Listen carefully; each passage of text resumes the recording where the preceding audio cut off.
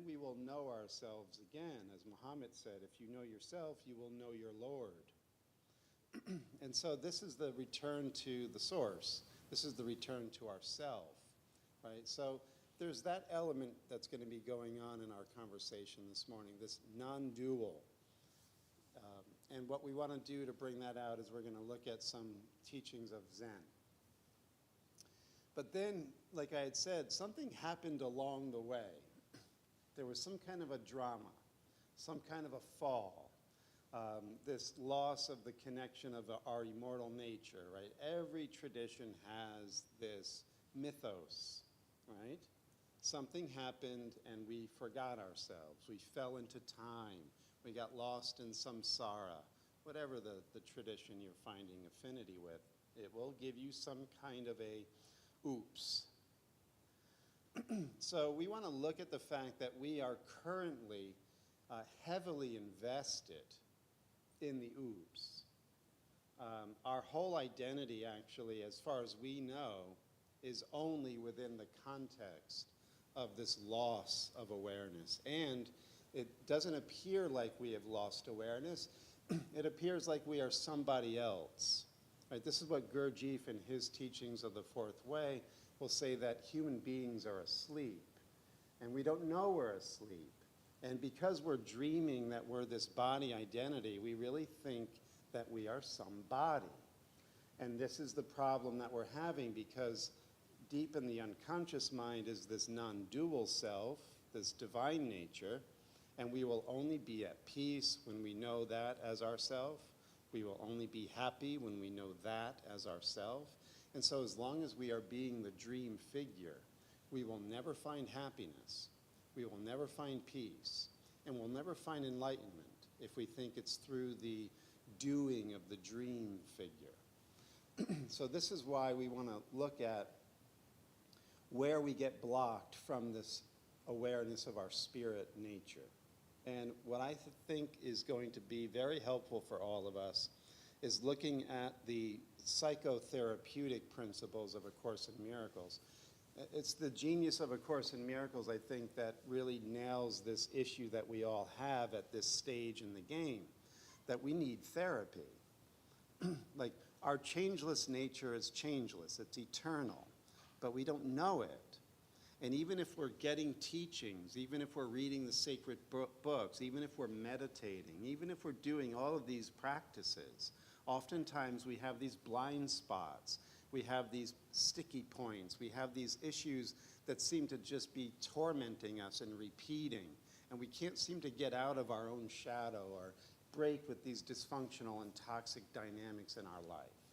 So we need psychotherapy, and that's why I think the A Course in Miracles is such a brilliant gift, and we're going to see how it addresses these core issues that we all deal with when it comes to how we've separated from our nature, our true nature, and how we keep playing out these dysfunctional dynamics. So I think you'll enjoy that immensely.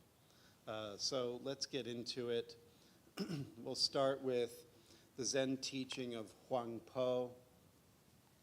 Huang Po was a Chinese Chan or Zen master, lived about the 8th century in Tang, China, and is considered one of the giants of Zen.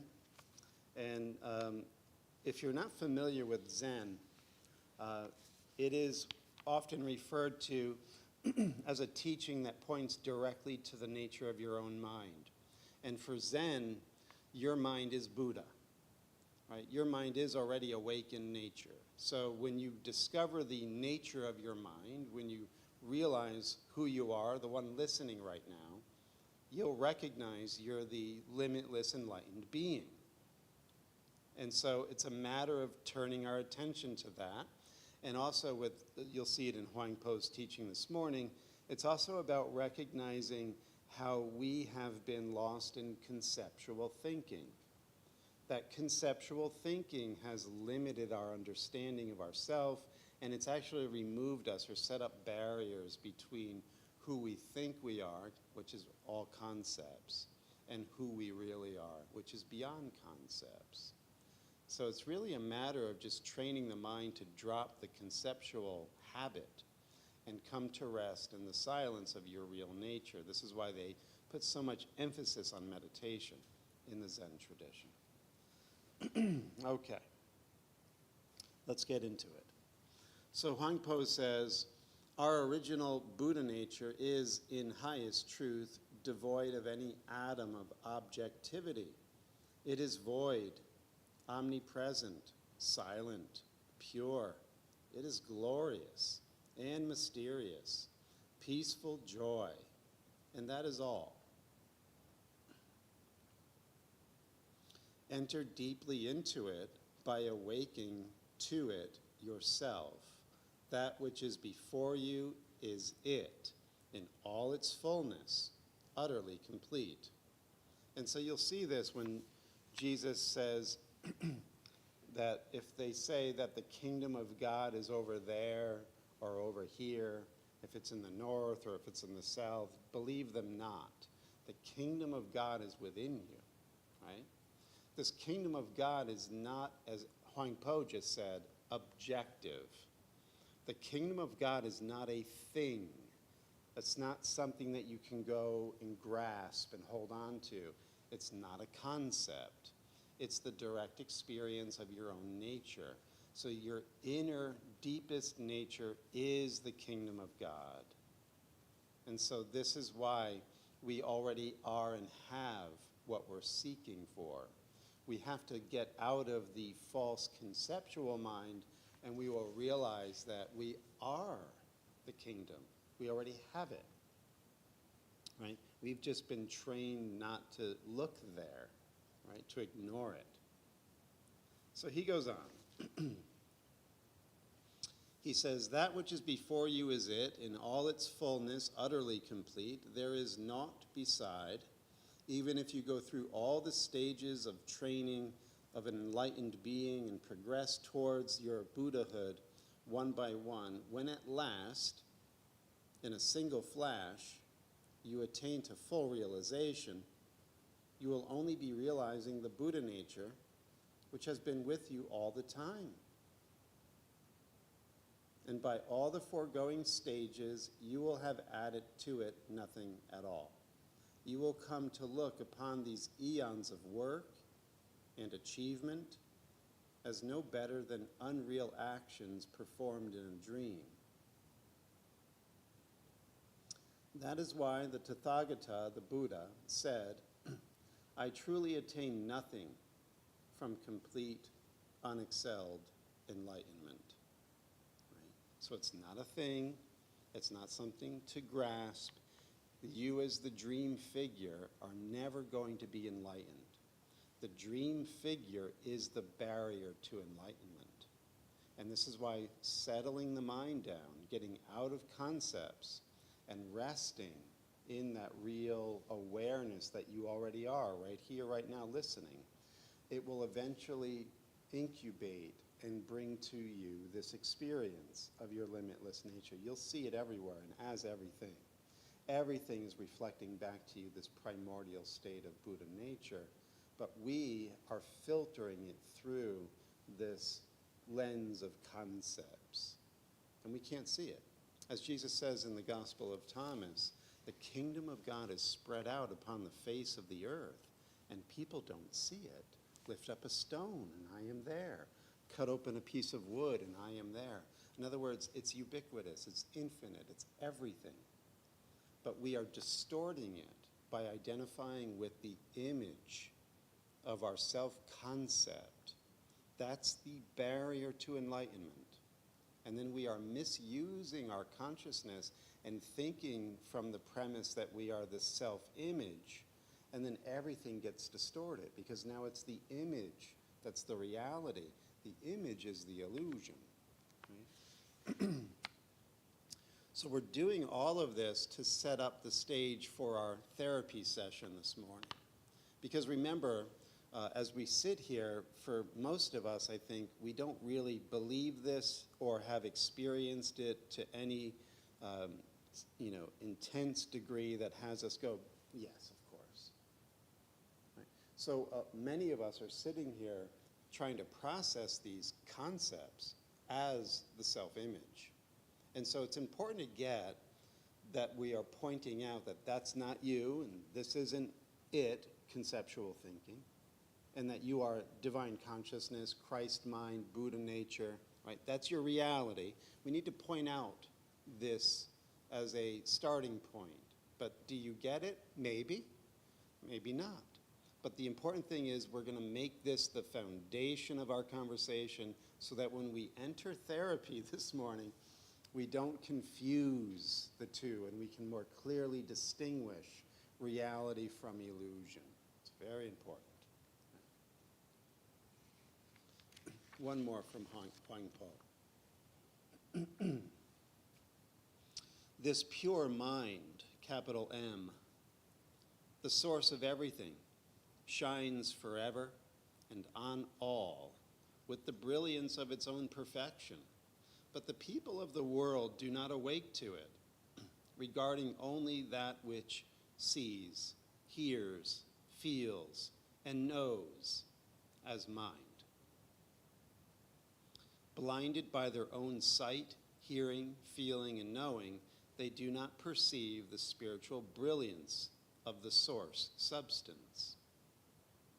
If they would only eliminate all conceptual thought in a flash, that source substance would manifest itself like the sun, ascending through the void and illuminating the whole universe without hindrance or bounds. Therefore, if you students of the Tao or Way seek to progress through seeing, hearing, feeling, and knowing, when you are deprived of your perceptions, your way to mind will be cut off, and you will find nowhere to enter. Only realize that through real mind is expressed, only realize that though real mind is expressed in these perceptions, it neither forms part of them nor is separate from them. You should not start reasoning from these perceptions, nor allow them to give rise to conceptual thought. Yet nor should you seek the one mind apart from them, or abandon them in your pursuit of the divine teaching. Do not keep them, nor abandon them, nor dwell in them, nor cleave to them. Above, below, and around you, all is spontaneously existing, for there is nowhere which is outside the Buddha mind. So in other words, he's saying, don't run away from your sense experience. Don't run away from just sitting here, being in this present moment, because this is the infinite mind. Don't think that you have to go somewhere else to find it. Just don't cling to your sensing, your hearing, your smelling, your tasting, or your thinking. Don't form concepts. Just be quiet. Just be open. Just be receptive. It's right here. You are it. Right? So we want to be still and know it. We have to slow down, and that's what we want to do right now, is get into the breath, settle, root your feet firmly on the floor, allow your spine to be straight. You can keep your eyes open or closed, and just take a few minutes to breathe and relax. Seek to do nothing.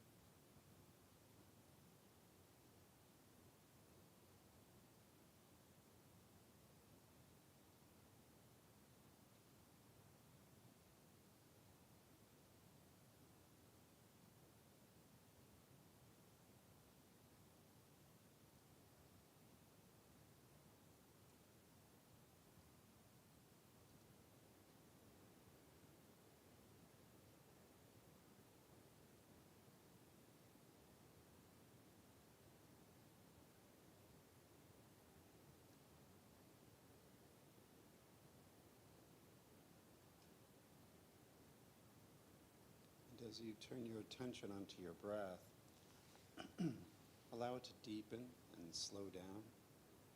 And feel the inhale going all the way into the bottom of your belly.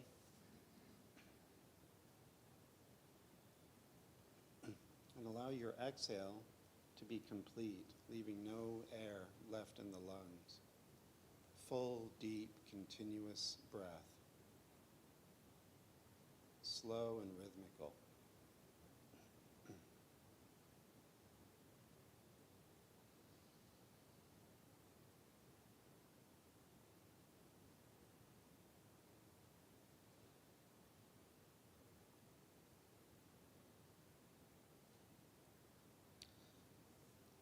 And as your breath is recalibrating, you'll also be able to scan through your body and feel any tension, any tightness, any buzzing, any stress that's being held within any part of the body.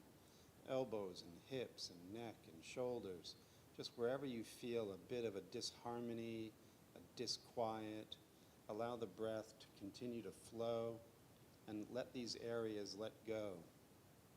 Quiet down. Relax.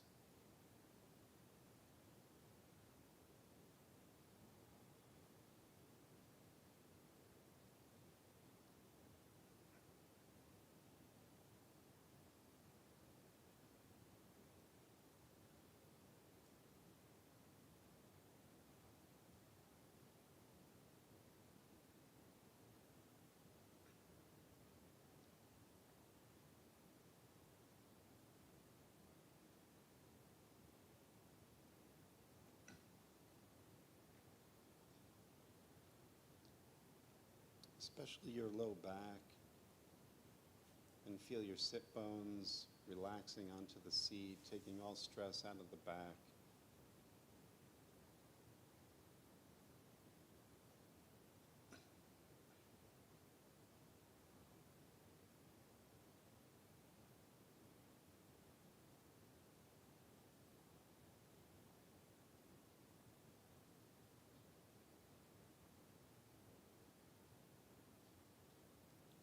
And as your slow breath continues, bring your attention to your spine and just feel the breath as if it were circulating on the inhale from the base of the spine all the way into the back of the brain. And on the exhale, relaxing down the spine and settling back into the base. And just do this spinal breathing for a few rounds.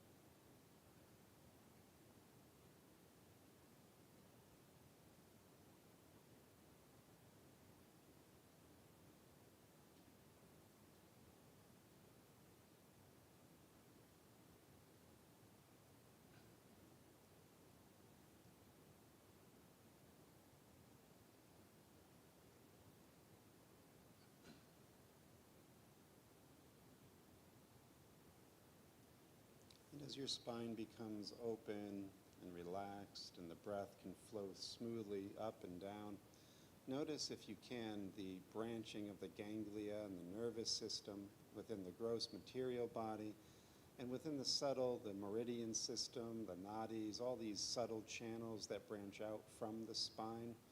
And feel the extension of your mind as if it's radiating around your body.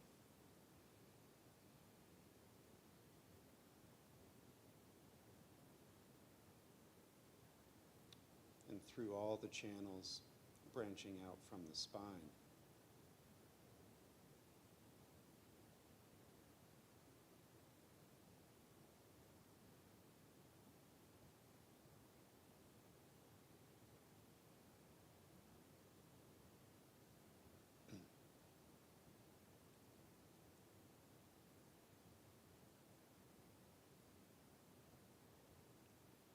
And lastly here, as you feel this auric field, this mind field surrounding the body, that you can breathe through every pore, so you're breathing from the top of your head to the soles of your feet and through every pore in between. And so as you're breathing spherically. And so you can feel this spherical field of energy and breath surrounding and penetrating the body.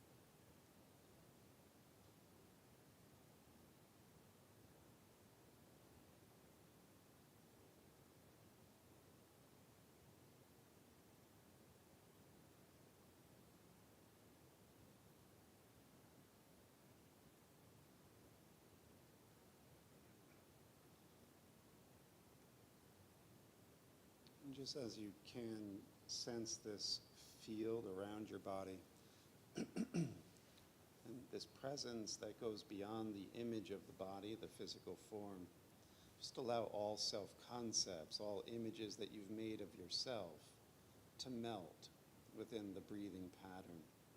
And just become aware of awareness without image, without concept.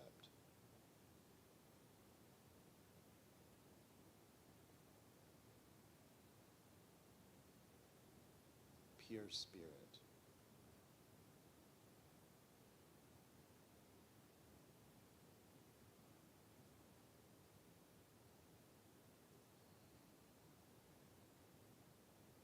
And rest in that.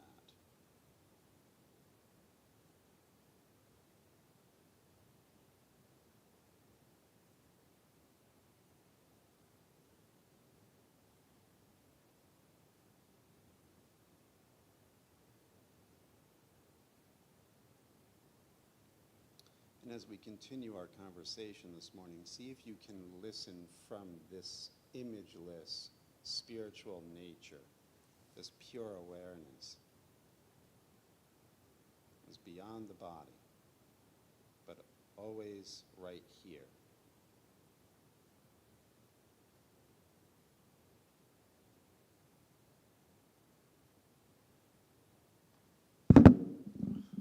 Sorry, guys.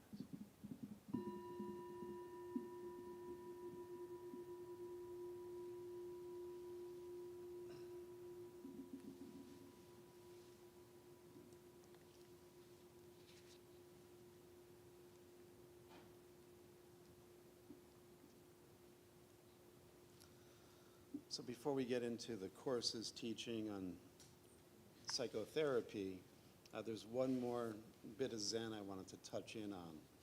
And this is called The No Gate Gateway, the Wumen Quan.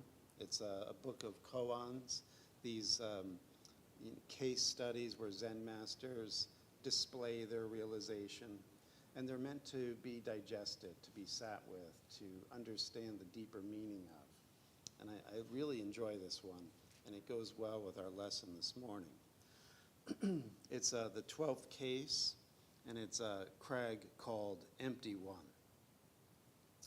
And David Hinton is translating the Chinese Zen master's name, so you're getting Master Crag Auspicious Mountain, magisterial teacher, called out to himself every day, empty one. And he answered himself, exactly. Then he said, awake, always awake. Exactly. Through all the marvelous days of times to come, he keeps telling himself, refuse the delusions of people. Exactly. Exactly. So that's the case.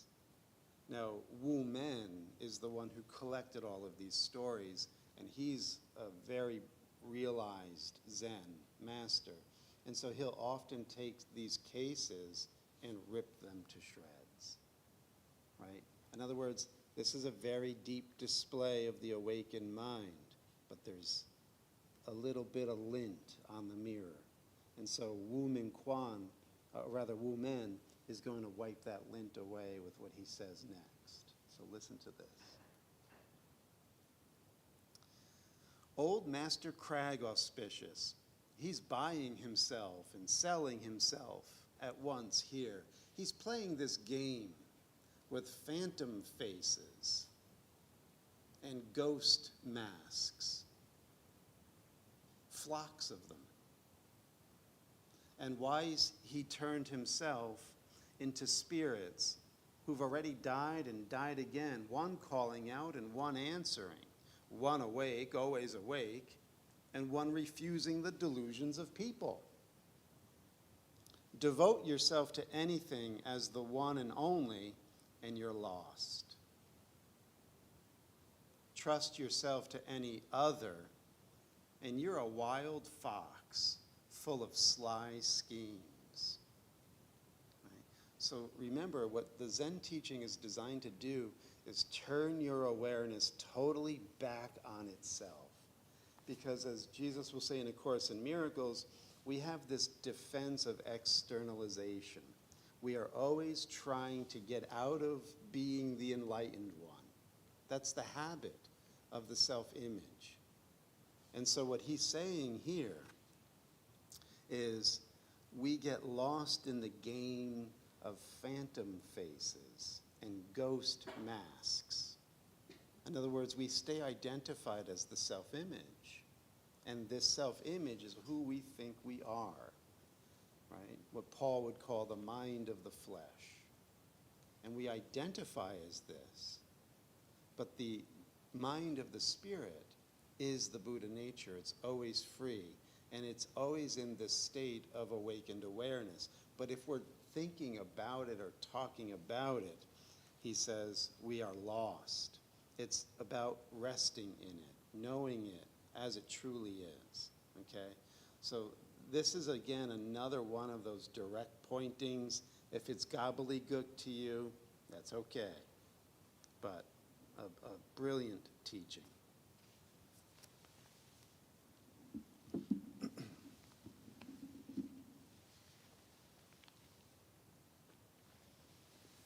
Okay.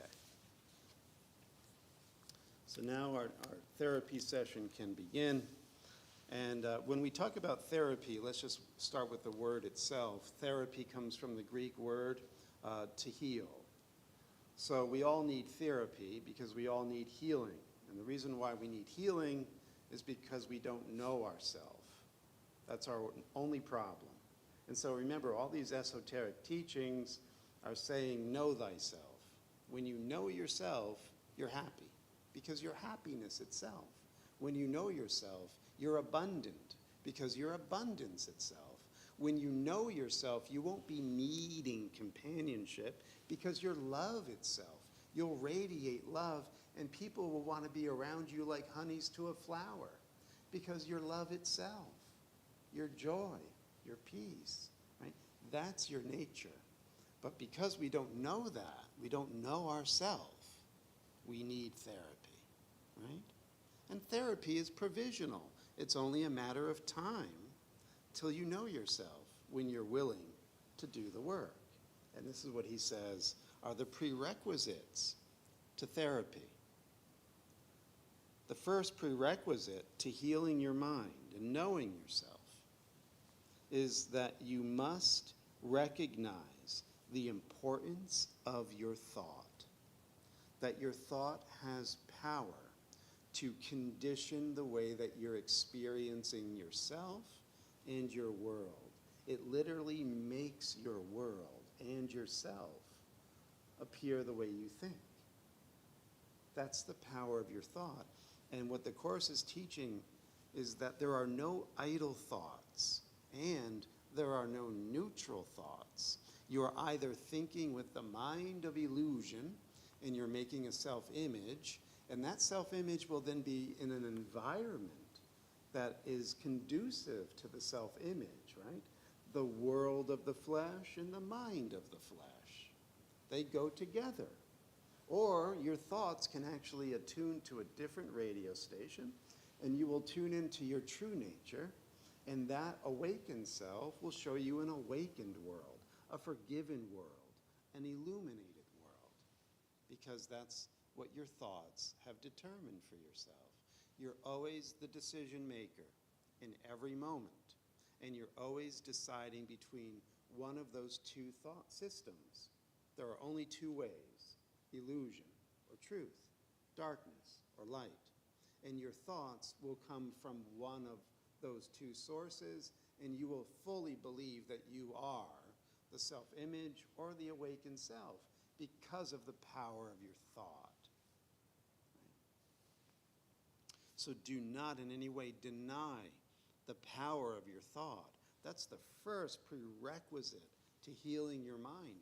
You're doing this to yourself, and you're doing it to yourself by the way you're choosing to think, right? Incredibly important. Nobody out there is doing it to you. And this is going to prove to be very important to remember when we get into the conversation about how our parents seem to have influenced us from when we were little, and we may have, gotten bruised and scarred and caught these dysfunctional patterns from our parents or our siblings or any other way, any other relationship along the way, that somebody has done it to me, right? It's going to be very important to remember you're only doing it to yourself by the way you're deciding to think. Crucial. Number two, that there's everyone involved in the therapy process are equals, right? And in Jesus and A Course in Miracles says this must include me. So we're all Buddha mind, right? Nobody is better or less than anyone else. Some may know themselves, others may not, but that doesn't mean that they are not Buddha mind. They're just ignoring it. So every living thing is enlightened nature, okay?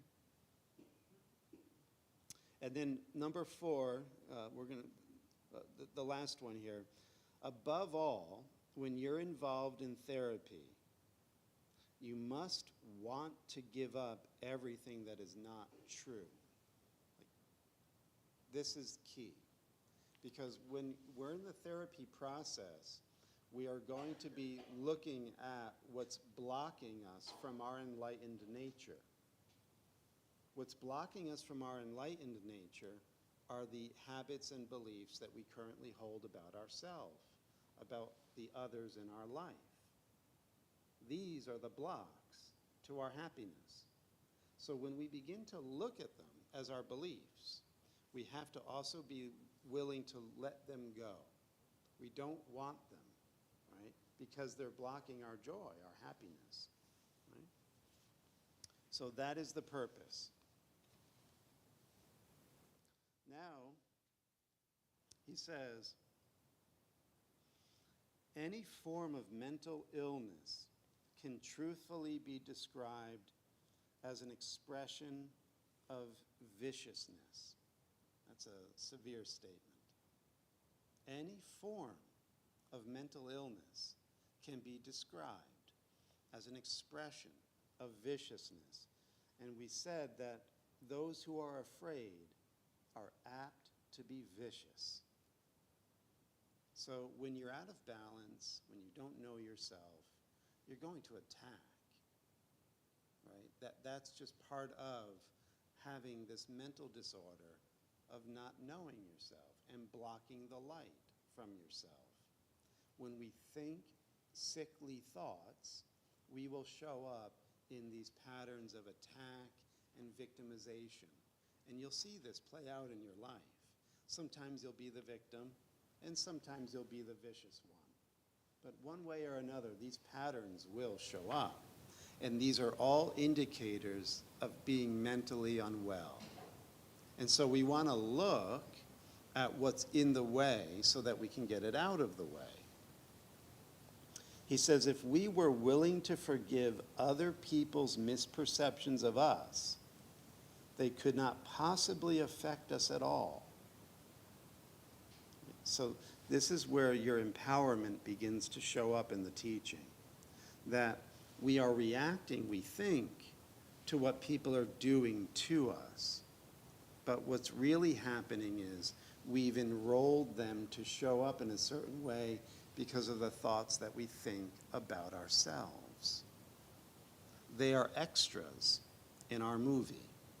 They are actually there to reinforce our own subconscious beliefs of what we already believe about ourselves. So he says, if you were willing to forgive other people's misperceptions of you, they couldn't affect you. Now, why don't we do that? Why do we let what people think and say about us hurt us deeply and make us want to be vicious and attack or feel victimized? Why don't we forgive them? What's getting in the way of that? There is little doubt that you can explain your present attitudes in terms of how people used to look at you, but there is no wisdom in doing so. Again, what he's saying is, when we look at our life and the attitudes that we have, maybe the distrust, the cynicism, the sense of inferiority or superiority, whatever it is, these attitudes came about because of our way of being affected by how other people treated us and what they thought about us. He says there's no doubt if you look at your life, your present attitudes can be traced back to how you grew up, how your parents treated you, how your siblings treated you, how your teachers treated you, how your first girlfriend or the girl you liked at school treated you. Like, all of these things affect your attitude about how you think of yourself and your life. And so in therapy, it usually goes to the root of considering your parents, right? So he says this, consider your parents. No one has adopted all of his parents' attitudes as his own. And so, for instance, if your parent is a Republican and you feel more inclined to be a Democrat, so what if your dad's a Republican? You might just choose to be a Democrat because you don't accept his position. But if your dad told you you'll never amount to anything or you're an idiot, why would you accept that? If you're not accepting one thing that your dad is saying about you or what you should do, why should you accept something else? And so he says something brilliant here. He says, you might have retained your parents' misperception of your worth, right? In this case, if you believe your parents and what they told you about your self-worth, it must be because you have an acute problem of your own that would make you eager to accept their evaluation of you. So in other words, you've already, and again, this might take a little stretch for some of us.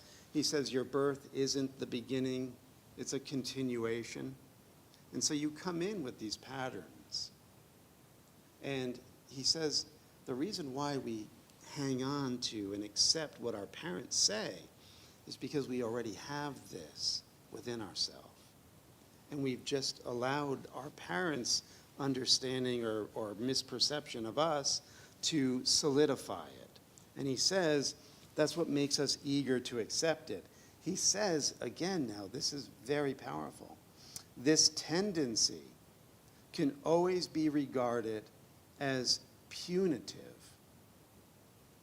It cannot be justified by the inequality of the strengths of parents and children. This is never more than temporary and is largely a matter of growing up and becoming more mature physically, because once you do, you're never under your parents' thumb anymore. So it doesn't matter if they said this when you were little.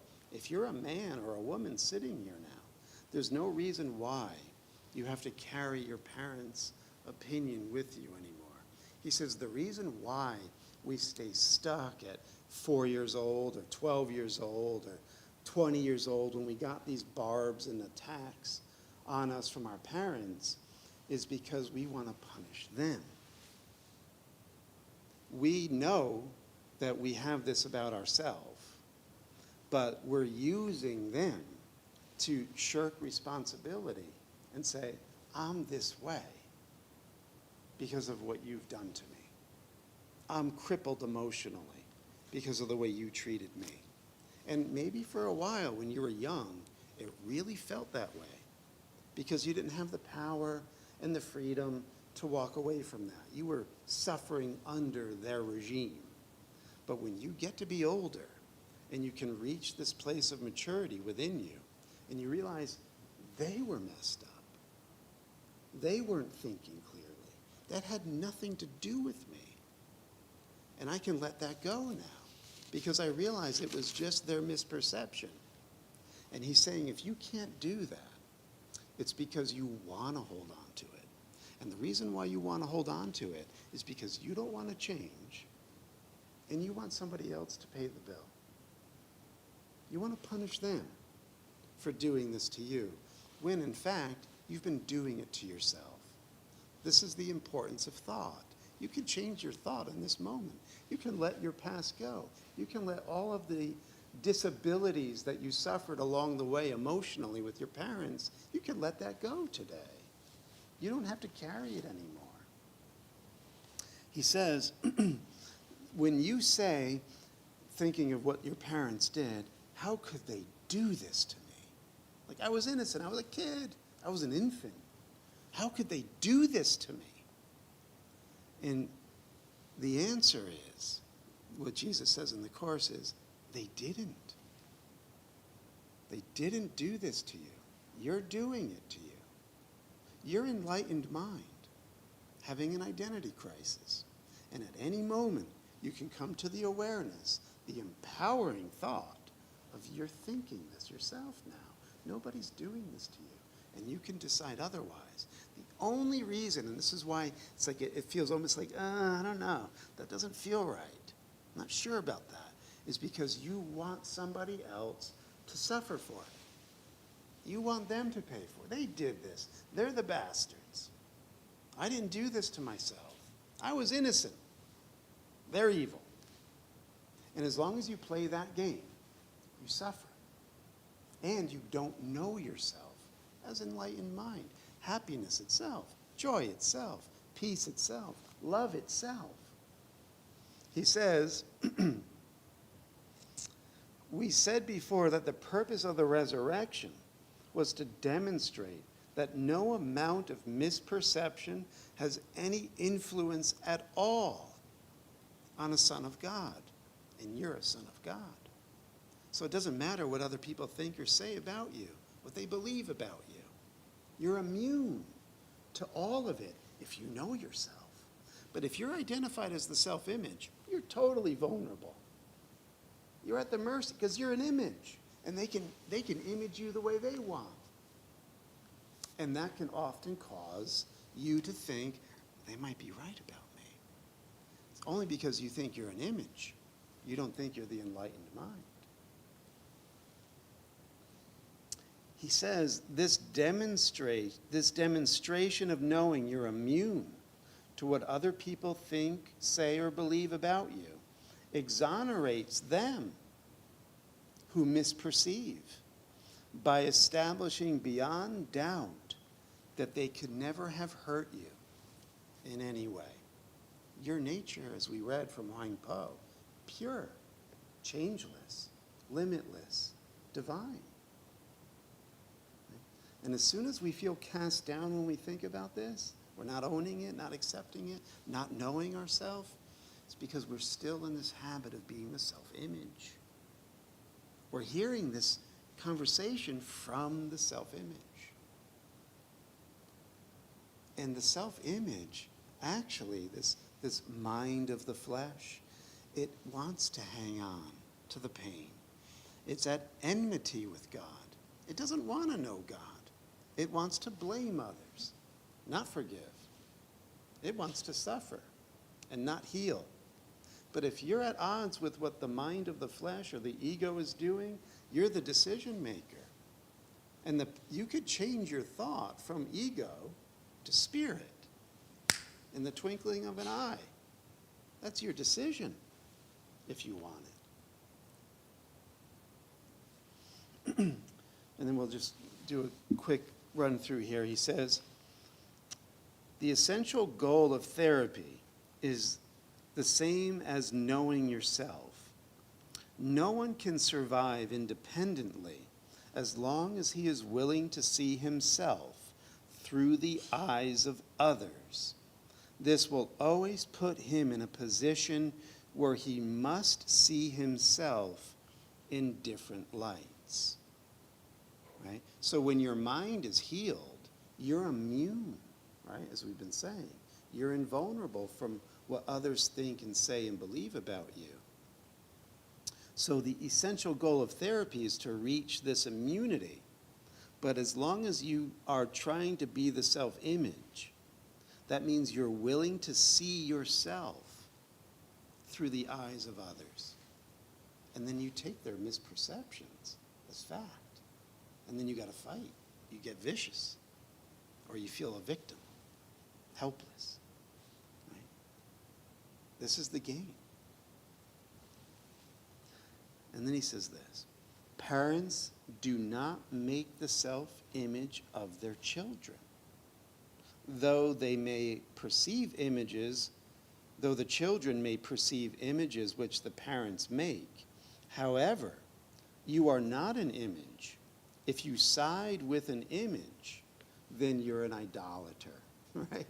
You don't know your real self. Parents don't make your image. Your wife or your husband doesn't make your image. Your son or your daughter doesn't make your image. You're immune to that. But you have to know yourself in order to feel that immunity. Otherwise, if you identify as the self-image, you're victim to what they do. And he says this is the narcissistic component in our personality. Remember, Narcissus is in love with his image. He just won't look away from his image.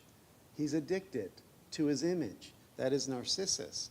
So a narcissist needs to be the image, right? And that makes the narcissist very vulnerable because it endows the perceiver with the sufficient unreal strength to make you over. When you're a narcissist, when you're in love with your image, your mask, your personality, your self-concept, then your son or your daughter, your husband or wife can come along and you're such a shit. What? How dare you say that to me? Right? But that would be like saying, oh, you're wearing a blue shirt. No, I'm wearing a white shirt. That has no effect on me. I don't take your opinion as fact.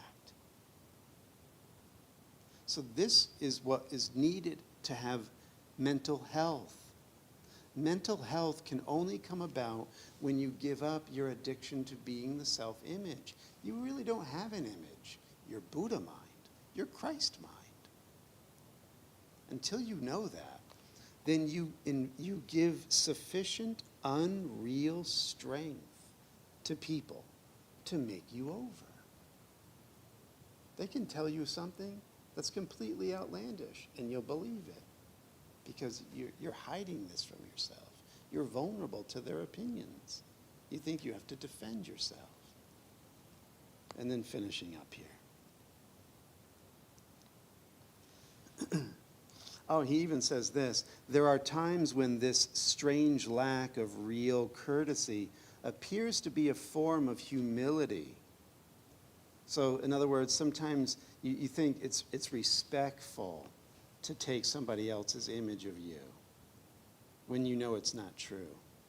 Do not validate anyone's misperception of you. Don't put yourself in a box. Don't be at the effect level of somebody else's belief system. Don't let them make you over. In the words of Zen Master Lin Chi, when you're Buddha nature, when you're Christ mind, you're always the host. You're not the guest. You're the host. And so you're never at the affect level of other people's opinions. You know yourself. You're awake, always awake. Exactly. So this is what we have to do. This is why spiritual teaching takes practice, takes work. You can't come in here on a Sunday morning and sit back for 50 minutes and be like, yeah, okay, I got it. All right, we're done here. No, these are the concepts. These are the pointing out instructions. Now you got to get to work. This unlearning, this undoing. Tomorrow night, 7:15, this is what we do.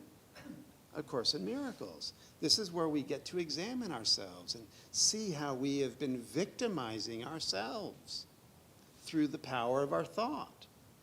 Now we get to undo it.